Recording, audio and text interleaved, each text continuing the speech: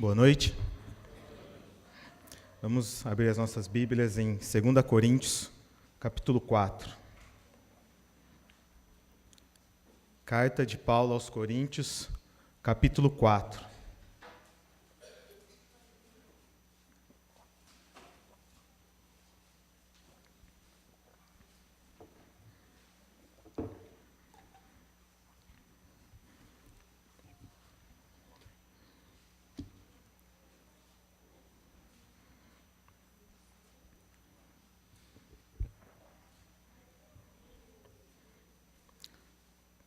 Coríntios, capítulo 4 e verso 6.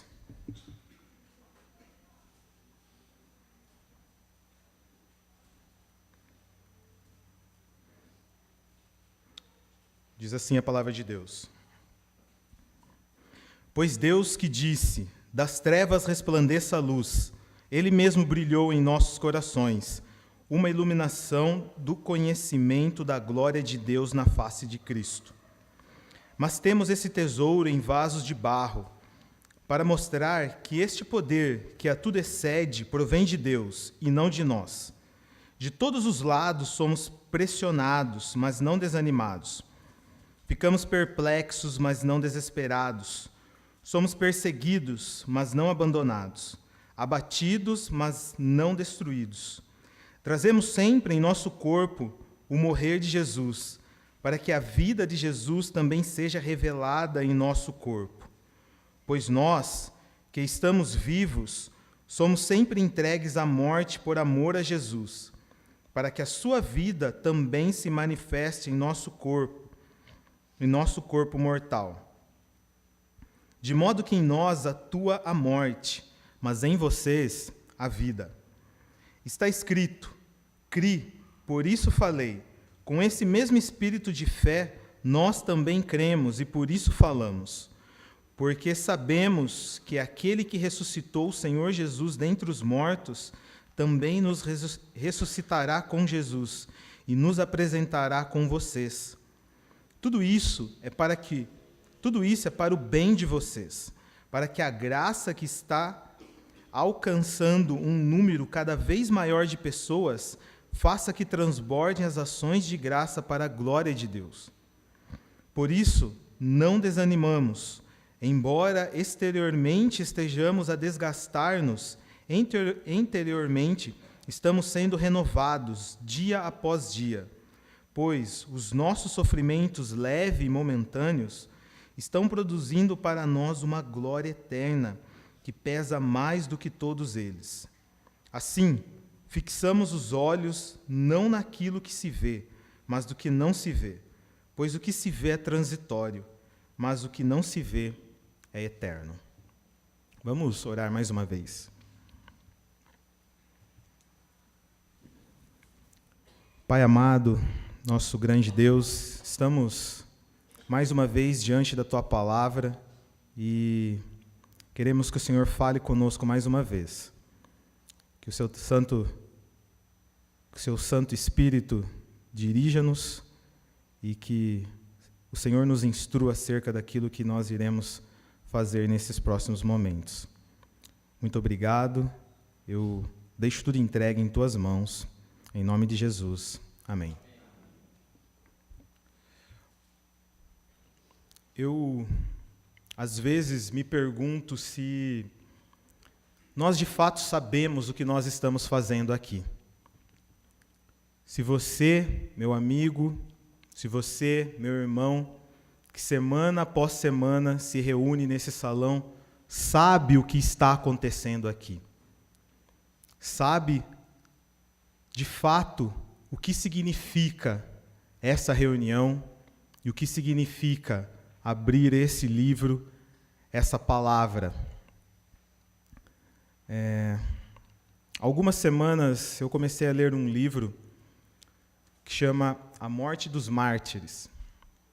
É um livro que foi escrito por um homem chamado John Foxe, que viveu há mais ou menos 500 anos atrás.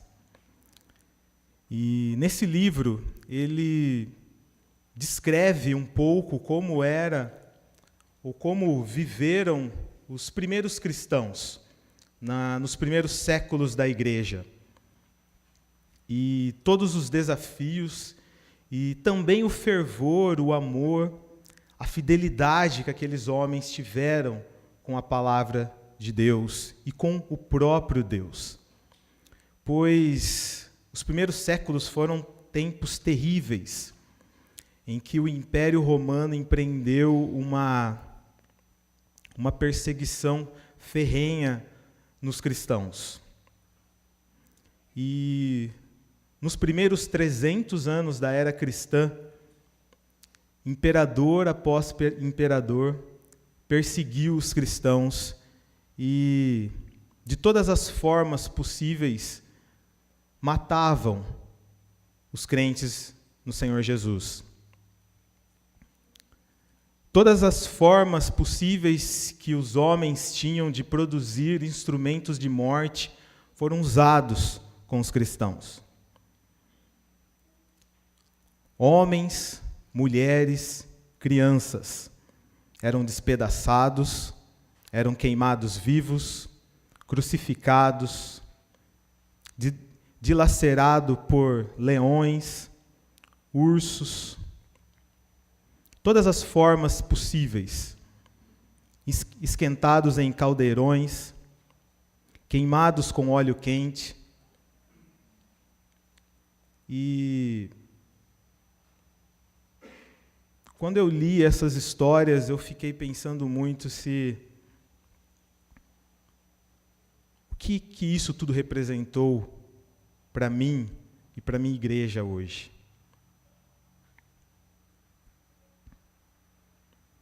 Eu havia intitulado essa mensagem como Igreja, uma flor regada com sangue, porque de fato foi assim que nós crescemos.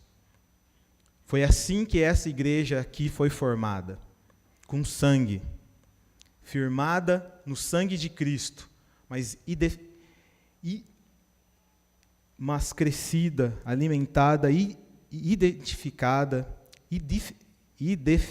nossa, me fugiu a palavra. Edificada, isso, desculpa. E edificada no sangue desses mártires. Pois, para que essa palavra que está nas suas mãos chegasse, você não sabe quantos homens morreram. Você não sabe quantas mulheres perderam seus filhos, quantos filhos perderam seus pais, quanto sangue, quantas lágrimas foram derramadas para que você tivesse esses textos que hoje vocês podem ler. Eu gostaria de ler um trecho desse livro, que o John tenta falar um pouco do porquê talvez que os cristãos eram perseguidos. O que motivava esses homens a irem atrás dos servos de Deus? Ele diz assim: as causas de tantas perseguições aos cristãos por parte dos imperadores romanos foram principalmente estas: medo e ódio. Primeiro, o medo, porque os imperadores e o Senado, por ignorância cega, desconhecendo a natureza do reino de Cristo, temiam e desconfiavam que ele pudesse subverter o seu império. Por isso, buscavam todos os meios possíveis, como a morte e todos os tipos de tortura, para extirpar totalmente o nome e a memória dos cristãos. Em segundo lugar, o ódio. Em parte porque este mundo, por sua própria condição natural, sempre odiou e tratou com maldade o povo de Deus. Desde o seu princípio, em parte porque os cristãos, tendo uma natureza e uma religião contrária dos imperadores, servindo apenas a Deus, ao Deus vivo e verdadeiro, desprezavam seus falsos deuses. Falavam contra adorações idólatras e muitas vezes detiveram o poder de Satanás, que agia nos seus ídolos. Por isso, Satanás, o príncipe desse mundo, instigou os príncipes romanos, os idólatras cegos, a nutrir contra eles um ódio e despeito cada vez maiores. Qualquer desgraça que acontecesse à cidade ou às províncias de Roma, fosse carestia, peste, terremoto, guerras, assombros, desequilíbrios do tempo, ou fosse qualquer outro mal possível, tudo era imputado aos cristãos. Os tiranos e órgãos de Satanás não se contentavam apenas com a morte para tirar a vida do corpo. Os tipos de morte eram tão diversificados quanto terríveis. Tudo que a crueldade da invenção do homem pudesse conceber para castigar o corpo humano era posto em prática com os cristãos. Açoites e flagelos, estiramentos, dilacerações, apedrejamento, lâminas de ferro em brasas aplicadas ao seu corpo, profundas masmorras, rodas de tortura, estrangulamento nas prisões, os dentes de animais selvagens, grelhas, pantíbulos e forcas, os arremessos sobre os chifres de touros. Além disso, quando eram mortos por esses meios, os seus corpos eram amontoados, e junto a eles deixavam cães para guardá-los, a fim de que ninguém pudesse vir dar-lhes sepultura. E súplica nenhuma conseguia que eles fossem entregues para serem sepultados. Era terrível a situação. Mas apesar de tudo isso, o que me chamou mais a atenção nesses textos e nesse livro foram o modo como os cristãos encaravam tudo isso.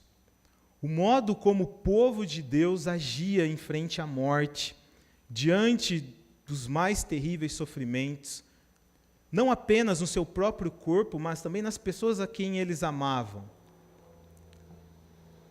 Às vezes, famílias todas eram mortas, os amigos deles eram mortos, os filhos deles eram mortos. E como que esses homens encaravam tudo isso? Eu me lembro que, não me recordo ao certo se era um acampamento ou em algum encontro de jovens, quando o Mário estava pregando, ele citou um pouco a respeito do sucesso. E eu lembro que ele perguntou quem queria ter uma vida de sucesso. Quem queria ser bem-sucedido na sua vida? E, entre muitas coisas que ele falou, a gente passou pela definição de sucesso. Porque o que é ter sucesso nos nossos dias? É ter uma bela família, um belo emprego, um belo carro, uma casa bem bonita e um condomínio fechado, saúde. E nós vemos que para Deus essas coisas são insignificantes. E para esses homens também eram. Esses homens foram verdadeiros homens de sucesso e homens de valor, porque eles sabiam aonde de fato residia o verdadeiro valor da vida. Eram homens que viveram intensamente.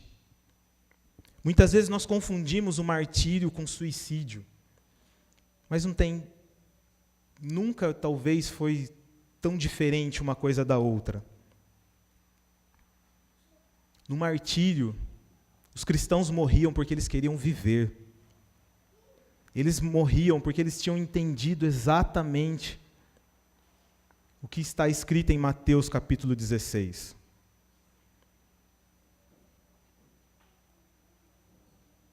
Eles morreram por causa de Cristo e por isso viveram eternamente. Ninguém que quer guardar ou reservar a sua própria vida vai ter algo. Mas como está escrito no próprio texto de Deus, se nós queremos viver, ninguém que quer guardar a sua própria vida irá encontrá-la. E esses homens sabiam disso. Esses homens sabiam. Além do mais, o martírio é um dom de Deus. Se vocês se recordarem do texto em Atos capítulo 5, quando os apóstolos foram, no começo da igreja, já sendo perseguidos, foram intimados a pararem de falar a respeito de Jesus, a pararem de falar. Foram postos na prisão e, por força de Deus, saíram da prisão, chamados novamente na presença das autoridades, foram lhe dado a ordem de que parassem, mas eles não pararam. Eles disseram que mais importante do que obedecer aos homens era obedecer a Deus, e por isso foram chicoteados, por isso foram flagelados. E o texto termina dizendo que eles ficaram felizes, porque eles se encontraram dignos de sofrer por Cristo. O martírio não é para qualquer um, é só para aqueles que são dignos. É um dom. É só para quem Cristo reservou essas coisas. E de modo que esses homens não queriam perder a sua vida, mas queriam vivê-la, e viveram intensamente, e por meio da vida deles ainda outras vidas foram alcançadas, como as nossas, e quantas outras pessoas foram alcançadas pelo testemunho daqueles homens. E se nós lembrássemos também, puxar pela memória Hebreus capítulo 11, um texto que eu gosto muito, e no final falando dos homens também, dos mártires, que passaram por coisas semelhantes já na época do escritor de Hebreus. O escritor termina dizendo que o mundo não era digno desses homens. Esses foram homens de sucesso, homens que tiraram da vida tudo que a vida tinha para dar, homens que o próprio mundo e as pessoas e tudo que há nessa terra caída não era digno deles.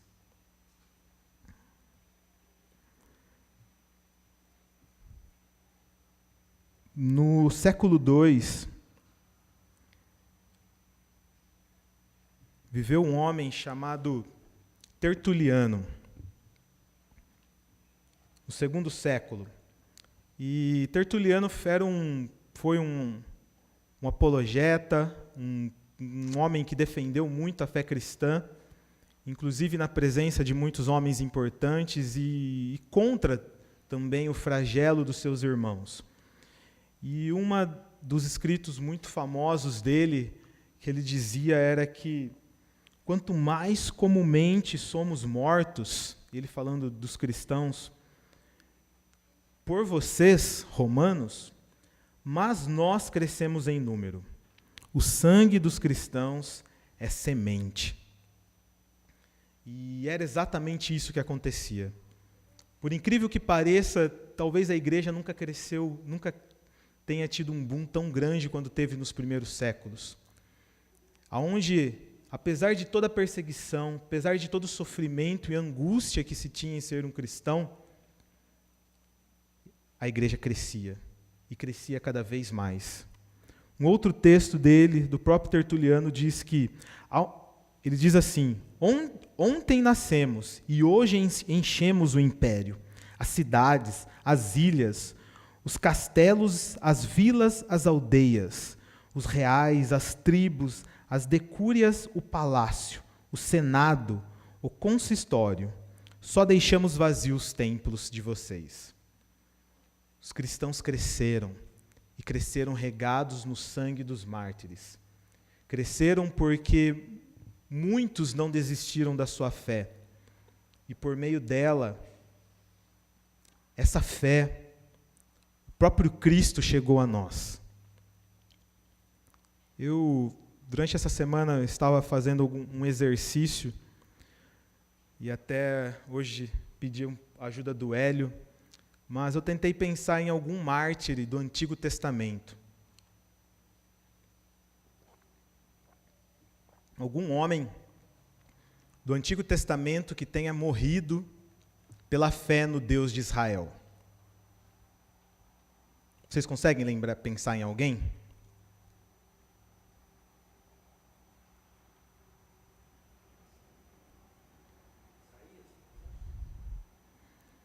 Isaías. Verdade, verdade. Pode ser. Mas eu achei interessante como é muito poucos relatos que nós vemos dos mártires no Antigo Testamento, de homens que morreram pela fé. Eu confesso que os primeiros que veio na minha cabeça também foram alguns dos profetas. Eu não conseguia especificar um, mas a palavra de Deus falava, né, que os profetas eram mortos. Mas, fora eles, me veio muito poucos nomes na cabeça. Mas, quando nós entramos na era da igreja, são incontáveis. Já começou com o primeiro mártir, o próprio Cristo, que morreu por falar que era Deus. Estevão, e por aí por diante. De modo que o martírio parece que é uma marca da igreja. Algo que começou conosco e tem caminhado desde o início e a fundação dessa instituição.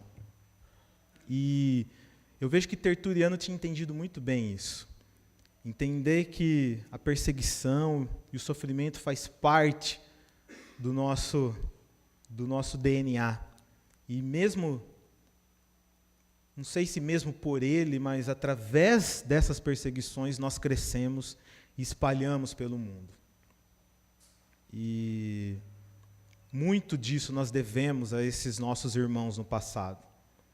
A homens valorosos que entregaram tudo que tinham. Tudo que tinham.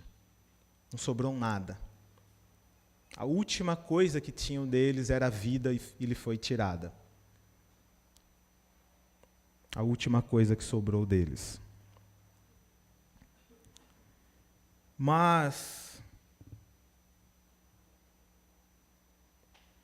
gostaria de ler um segundo trecho desse livro que talvez mostre um pouco, exemplifique um pouco como esses homens encaravam o martírio, ou como esses homens encaravam a morte.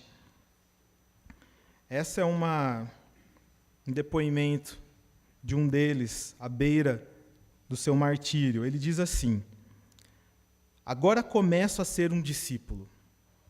Não me interesso por nada do que é visível ou invisível, para que possa apenas conquistar a Cristo. Que sobrevenham a fogueira e a cruz, que venham as feras selvagens, que venham a quebra de ossos e a dilaceração dos membros, que venham a trituração do corpo inteiro, que assim seja. Quero apenas conquistar Cristo. E mesmo quando ele foi condenado a ser atirado às feras, tão ardente era o seu desejo que, ao ouvir o rugido dos leões, disse: eu sou o trigo de Cristo. Serei triturado pelos dentes de animais selvagens para poder ser considerado pão puro. Esses homens não morreram em vão. Nenhum desses homens morreu em vão. Ninguém se deixa ser triturado por leões por nada. Ninguém se deixa ser crucificado sem esboçar a mínima reação por nada. Ninguém é queimado vivo por nada. Esses homens sabiam exatamente o que eles estavam fazendo e por quem eles estavam fazendo. E sabiam que não seria vazio. Sabiam que o sangue deles não seria derramado em vão. E é por isso que eu digo que hoje, sobre nós, paira o sangue desses homens. Porque não se engane, Deus vai cobrar o sangue desses seus servos. Sangue que foi derramado para que hoje você tivesse a oportunidade de ouvir essa mensagem.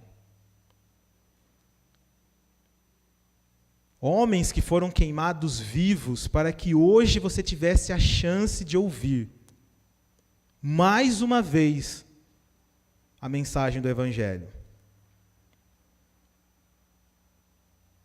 Não achem vocês que nós não seremos cobrados disso. Por isso eu pergunto mais uma vez, você entende o que nós estamos fazendo aqui? Entende o que domingo após domingo está sendo falado? Nós gostamos muitas vezes de ouvir a respeito de um Deus bondoso, de um Deus cheio de misericórdia, amável, que perdoa, um Deus Pai, um Deus amigo. Mas nós nos esquecemos que esse Deus, Ele também é santo, Ele é justo, Ele é fogo consumidor, Ele é juiz, Ele é vingador, e Ele vai vingar o sangue desses homens. Ele vai vingar o sangue. Ele vai querer saber do porquê a mensagem pelos quais talvez alguns dos melhores servos dele morreu, foi negligenciada no século 21.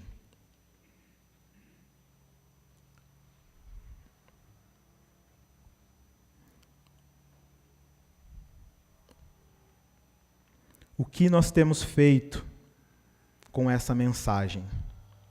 O que nós temos feito com essa preciosidade que nos foi guardada, nos foi protegida, a preço de sangue e lágrimas? O que nós temos feito com isso que nos foi herdado? Será que nós, de fato, entendemos o que significa ser igreja? A palavra de Deus, por várias e várias vezes, nos apresenta muito mais detalhes a respeito do inferno do que do próprio céu. Muito mais vezes o inferno é citado na Bíblia do que o próprio céu, o próprio lugar aonde os servos de Deus estarão.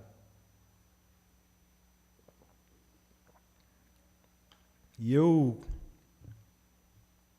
gosto de pensar nisso. O porquê disso? Porque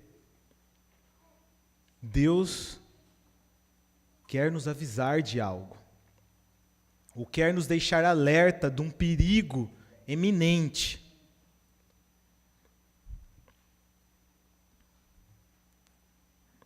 E da urgência que esse perigo traz. Todo aquele que ainda não tem Cristo como Salvador vive na iminência de abrir os olhos no inferno, de abrir os olhos no tormento eterno, aonde o fogo não se apaga, aonde há ranger de dentes, aonde já não há mais esperança. E eu acho interessante como Deus, Ele deixa muito claro a situação do homem e a situação, ou como é o seu plano para a raça humana. Eu gosto muito de quando, em Deuteronômio 30, quando é nos apresentado a aliança mosaica, como Deus deixa muito claro quais são as opções do homem. Você quer ter bênçãos? Você quer viver bem? Então faça isso, faça isso, faça isso, faça isso. Agora, se você não fizer isso, mas fizer isso, outro, maldição. Simples. Tão simples quanto é o Evangelho hoje. Você quer fugir do inferno? Aceite Cristo. Reconheça-o como seu Senhor. Se não, é o inferno. Simples. E mais interessante ainda é a imagem que Mateus capítulo 16 nos passa a respeito do inferno.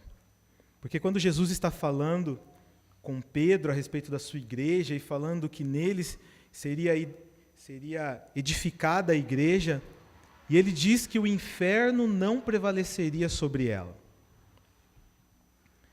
E eu acho interessante porque ele diz, na verdade ele diz, as portas do inferno não prevalecerão.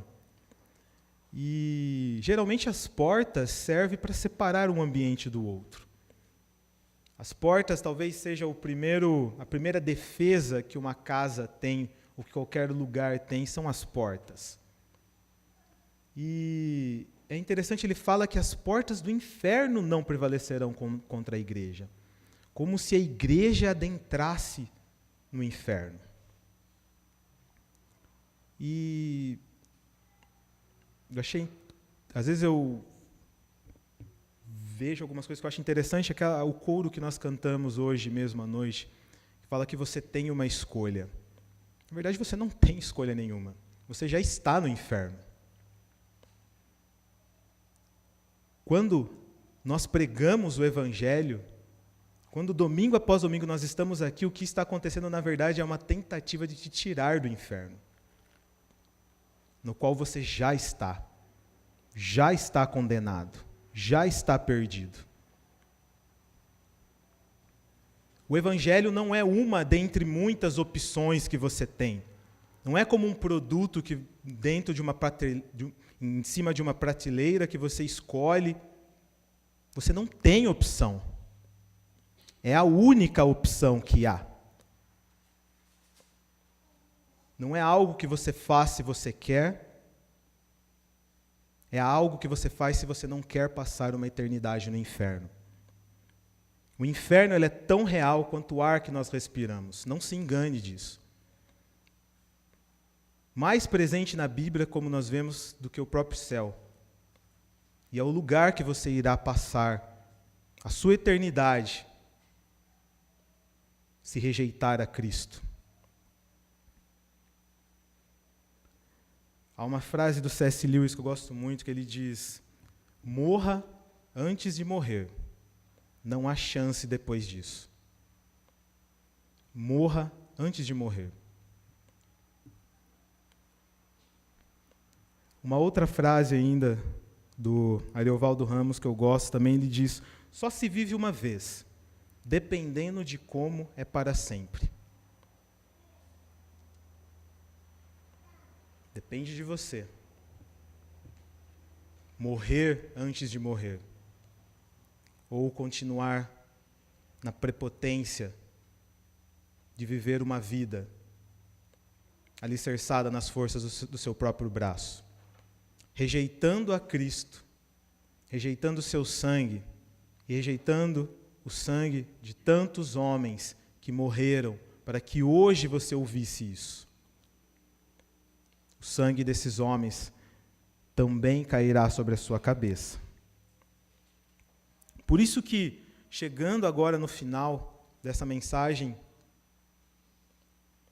por vezes eu tenho me encontrado na dificuldade de apresentar o Evangelho como muitas vezes eu apresentei no passado. Eu não posso chegar aqui para você e prometer que tudo vai dar certo. Que o Evangelho te trará felicidade, que o Evangelho te trará paz, que o Evangelho te trará uma família boa, que tudo vai dar certo.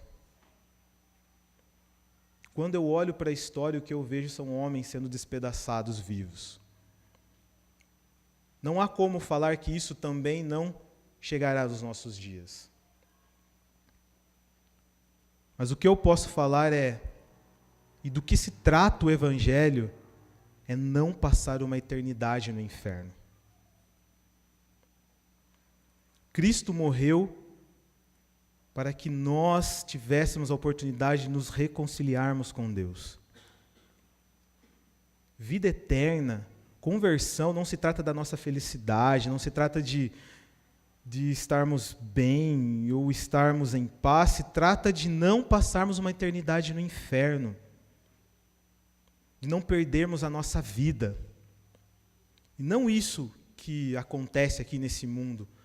Alguns anos que passamos sobre essa terra, mas a verdadeira vida, a vida que acontece depois dessa. Se trata de não perder a sua eternidade. O que acontece aqui domingo após domingo é essa igreja tentando tirar pecadores do inferno. E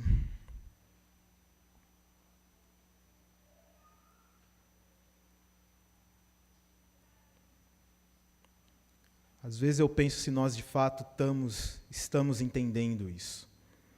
Entendendo que isso tudo que está acontecendo, além de tudo, é uma batalha espiritual.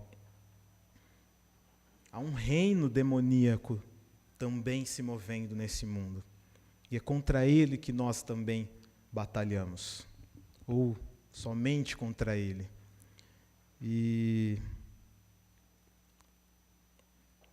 nós temos que honrar o sangue desses homens no passado. Honrar o sangue do nosso próprio Salvador. Honrar o sangue dos seus servos. E fazer valer, de fato, essa palavra também nos nossos dias.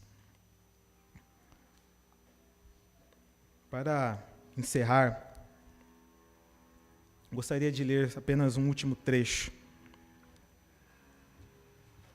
do livro. Diz assim: Eu não duvido, bom leitor, de que no teu íntimo tu consideras muito bem a maravilhosa ação do grande poder de Deus. Contempla como tantos imperadores que, tendo sob o seu domínio a sujeição do mundo inteiro, juntaram-se contra o Senhor e Cristo, o seu ungido, e concentraram toda a sua força e todos os seus recursos para extirpar o nome dele e de todos os cristãos. Nesse esforço conjunto, o que não poderia ter feito eles se o poder do homem pudesse prevalecer? Ou então, o que poderiam ter feito que de fato não o fizeram? Que medidas ou recursos políticos não utilizaram? Que torturas ou dores mortais, que tormentos cruéis não inventaram? De que leis, éditos solenes, anúncios oficiais, escritos, não somente em tábuas, mas também gravados em bronze, não se serviram? Tudo isso eles fizeram contra os frágeis cristãos. E, no entanto, qual prova de que nenhuma conspiração pode resistir perante o Senhor? Contempla também, bom leitor, como essas coisas se desvaneceram e, todavia, Cristo e a sua igreja prevaleceram. Amém.